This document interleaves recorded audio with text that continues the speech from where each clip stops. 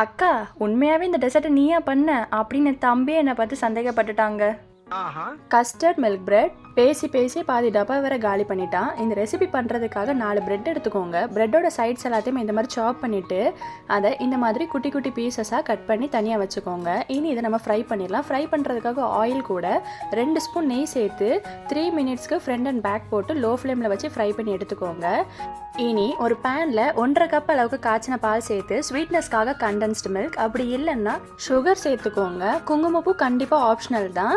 இனி ஒரு 1/2 கப் காய்ச்சின பாலில் 1.5 ஸ்பூன் கஸ்டர்ட் பவுடர் சேர்த்து நல்லாவே மிக்ஸ் பண்ணி அதை அந்த பால் கூட சேர்த்து நல்லாவே மிக்ஸ் பண்ணிக்கோங்க. கொஞ்ச நேரத்தில் அது நல்லாவே திக்காயிரும். இது கூட கொஞ்சமாக சால்ட் சேர்த்துக்கோங்க, ஸ்வீட்டை என்ஹான்ஸ் பண்ணி காட்டும். இனி ஒரு ட்ரேயில் நம்ம ஃப்ரை பண்ணி வச்சிருந்த பிரெட் பீசஸ் எல்லாத்தையுமே சேர்த்துட்டு மேலே நம்ம அந்த கஸ்டர்ட் ரப்டியை சேர்த்துக்கலாம்.